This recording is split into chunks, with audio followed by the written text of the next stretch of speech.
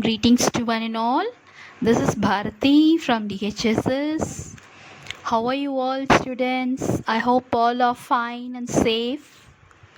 In this video, I'm going to explain 9th Standard English Unit 1 poem Stopping by Woods on a Snowy Evening by Robert Frost.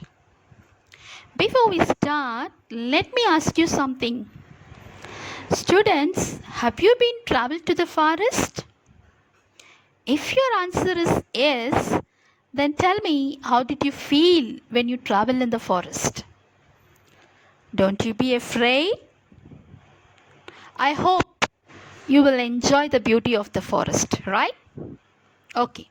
In this poem, Stopping by Woods on a Snowy Evening, our poet Robert Frost shared his views about nature. Let me have a brief introduction about the poet Robert Frost. He is an American poet and he is famous for realistic depiction for rural life. For more details about the poet, you can refer this content, okay? Okay. Let's talk about the poem. It is one of the most important and wonderful poem in English literature. Pandit Jawaharlal Nehru is our first Prime Minister, is also very close to this poem. About this, we will discuss in the last line of the poem, okay? This poem does not only depict about the beautification and glorification of nature, winter, tranquility, calmness. It also have a symbolic meaning, a hidden meaning that one must have a goal oriented in one's life and one should not distracted by the temptation or attractions of life. Our poet once traveled in a forest with his cute horse. He was admiring the beauty of the nature. So about this admiration, he shared his views in this poem. Let me start the poem lines. Whose woods these are, I think I know. Whose woods these are, I think I know. Here, this line is a question actually. It is a question, and he is and giving the answer also. The poet is asking, whose woods these are? Woods meaning forest. So in the line, the poet is asking, in the woods na forest சொன்னலையா இந்த forest உடைய சொந்தக்காரர் யார் அப்படின்னு சொல்லி கேட்கிறார். Whose woods these are? I think I know. எனக்கு அது தெரியும் அப்படின்ற ஆன்சரையும் அவரே சொல்லிடுறார். I think I know. His house is in the village though. His house is in the village though. So in the point, in the forest உடைய சொந்தக்காரர் வந்து இந்த வில்லேஜில் இருக்கிறாரு. இந்த காட்டினுடைய சொந்தக்காரர், the owner of this forest is living in the village.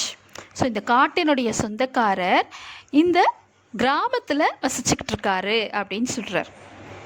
Third and fourth line, he will not see me stopping here to watch his woods fill up with snow. So இந்த காட்டினுடைய சொந்தக்காரர் என்னைய பார்க்க முடியாது. He cannot see me because his house in the village. So இவர் இந்த point என்ன பண்ணிட்டு இருக்காருங்க, இந்த காட்டில் he is watching his woods fill up with snow. அதாவது அந்த காட்டு பகுதி ஃபுல்லாக பனி மூட்டத்தால் மூடப்பட்டிருக்க அந்த அழகை ரசிச்சுக்கிட்டு இருக்கார். So fill up with snow அப்படின்றது that was a wintry evening. ஒரு குளிர்ந்த ஒரு இரவு, நல்ல ஒரு குளிர் மிகுந்த நிறைய ஸ்னோ கவரான ஒரு இரவு. அதை அவர் வாட்ச் பண்ணிகிட்ருக்கார் அதனுடைய அழகை. ஸோ என்ன, நான் இங்கே நின்று இந்த ரசிக்கிற இந்த காட்சியை இந்த காட்டினுடைய சொந்தக்காரரால் பார்க்க முடியாது. ஹீ இஸ் நாட் வாட்சிங் த ஹீ இஸ் நாட் வாட்சிங் me because his house is in the village அப்படின்னு சொல்கிறார். So let me have a brief introduction about these 4 lines together. Whose woods these are, I think I know. His house is in the village, though he will not see me stopping here to watch his boots fill up with snow. So இந்த காட்டினுடைய சொந்தக்காரரானவர் யார்?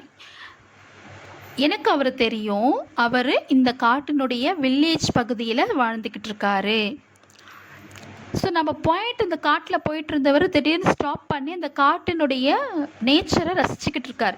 So அவர் point என்ன சொல்கிறாரு, நான் இந்த காட்டை ரசிக்கிறது கூட இந்த காட்டினுடைய சொந்தக்காரரால் பார்க்க முடியாது, ஏன்னா அவர் வில்லேஜில் இருக்கார் அப்படின்றது தான் இந்த ஃபர்ஸ்ட் 4 லைன்ஸோட introduction. Next, my little horse must think it queer to stop without a farmhouse near. So இங்கே point itself is telling, இப்போது நான் இங்கே நிற்கிறத என்னுடைய இந்த க்யூட் லிட்டில் ஹார்ஸ், என்னுடைய குதிரை இப்போ யோசிக்கும். மஸ்ட் திங்க் இட் குவேர் அப்படின்னு. குவேர் மீனிங் ஸ்ட்ரேஞ்ச், ஒரு மாதிரி வித்தியாசமாக பார்க்குது. ஏன் நம்மளுடைய மாஸ்டர் இங்கே நிறுத்தியிருக்காரு? நம்ம இங்கே ஃபார்ம் ஹவுஸ் கூட இங்கே பக்கத்தில் இல்லையே. ஆக்சுவலாக நம்மளோட பாயிண்ட் வந்து அவருடைய ஃபார்ம் ஹவுஸ்க்கு போகிறாரு. அது போகிறது தான் இந்த ஃபாரஸ்ட் ட்ராவல் பண்ணி போனால் தான் அவருடைய ஃபார்ம் ஹவுஸ் வரும். அதனால இங்கே ஃபார்ம் ஹவுஸ் கூட கிடையாதே, நம்மளுடைய மாஸ்டர் ஏன் இங்கே நிறுத்தியிருக்காருன்னு ஒரு மாதிரி ஸ்ட்ரேஞ்சாக பார்க்குது என்னோட குதிரை அப்படின்னு சொல்லிட்டு இருக்கார். So here the poet says that his horse must be thinking why he stops here, because he cannot see any farmhouse near. Next 2 lines, between the woods and the frozen lake, the darkest evening of the year. அதாவது இந்த 4 line சேர்ந்ததுமே என்னென்னா, இந்த point சொல்கிறாரு, இப்போ என்னுடைய குதிரை ஒரு மாதிரி ஸ்ட்ரேஞ்சாக பார்க்குது இந்த இரவு நேரத்தில். இந்த ஃப்ராசன் லேக், இந்த ஓடையானது இந்த ஆற்று பகுதி, இந்த இரவு நேரத்தில் நம்மளுடைய மாஸ்டர் ஏன் நம்மளை இங்கே நிப்பாட்டிட்டாரு, இங்கே எங்கேயுமே ஃபார்ம் ஹவுஸ் கூட கிடையாதே, ஏன் இங்கே நிறுத்தினாரு அப்படின்ற மாதிரி he is thinking. Why he stops here in this forest at this time அப்படின்றது தான் இந்த 4 லைன்ஸு குறிக்குது. Frozen lake, that is wintry night. He gives harness bells of shake to ask if there is some mistake. Now the horse is questioning the master by shaking his bells. அதனுடைய கழுத்தில் மாட்டியிருக்க அந்த பெல்ஸை நல்லா ஆட்டி தன்னுடைய மாஸ்டரை question கேட்குது. எதற்காக இங்கே நிறுத்துனீங்க? why you have stopped here at this time? This is not our point, this is not our destination, this is not our farmhouse. Why did you stop here? எதுக்காக இங்கே நிறுத்துனீங்க? நம்ம போகக்கூடிய இடம் இது கிடையாது, இந்த நம்மளுடைய ஃபார்ம் ஹவுஸ் கிடையாது, ஏன் இங்கே நீங்கள் நிறுத்துனீங்க அப்படின்னு சொல்லி the horse is asking question by shaking his bells. So the only other sounds like the sweep of easy winds and downy flake. So the horse question is continuing. So இந்த இடத்துல எந்த விதமான சத்தமும் இல்லை. இங்கே ஆறு ஓடக்கூடிய சத்தமும் காற்றினுடைய சத்தமும் இந்த ஸ்னோ ஃப்ளேக் இதனுடைய சத்தமும் மட்டும்தான் இருக்குது இந்த இடத்துல. why did you stop?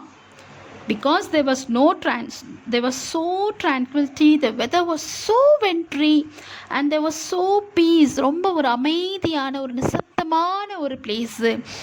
Only the sounds of the wind and the snow was falling down here. Next line, the woods are lovely, dark and deep, but I have promises to keep. The woods are lovely, dark and deep, but I have promises to keep.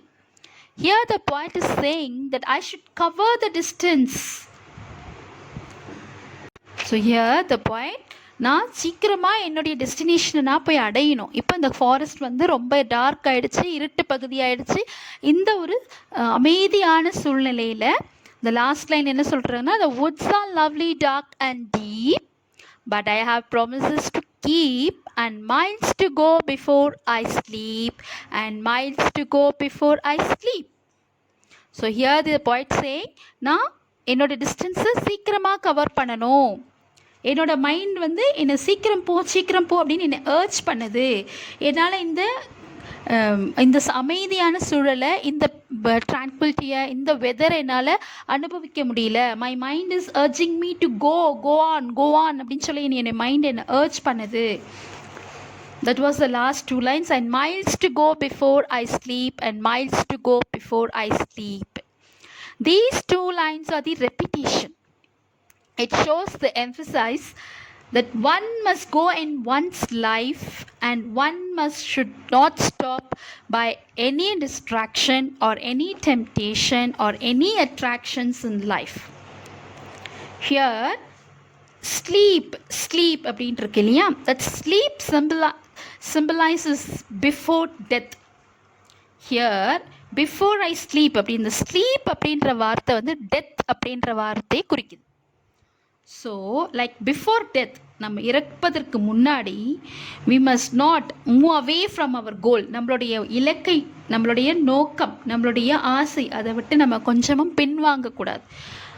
So before death one should not stop in one's life without completing the goal or fulfill their dreams அப்படின்னு சொல்கிறாங்க.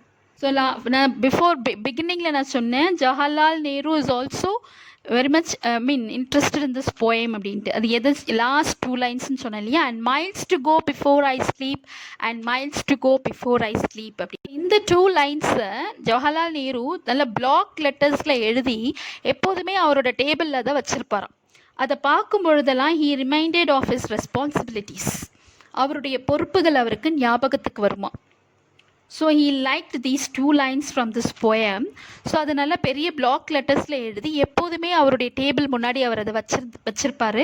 அதை பார்க்கும் பொழுதெல்லாம் he reminds about is responsibilities. Okay, that's the poem.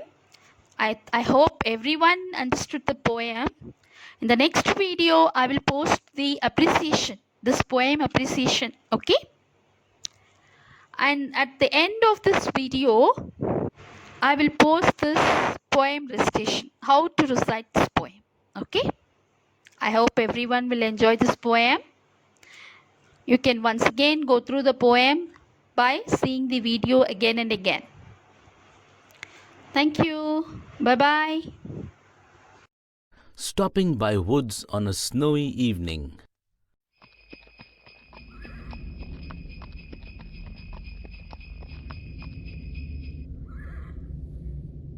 Whose woods these are, I think I know.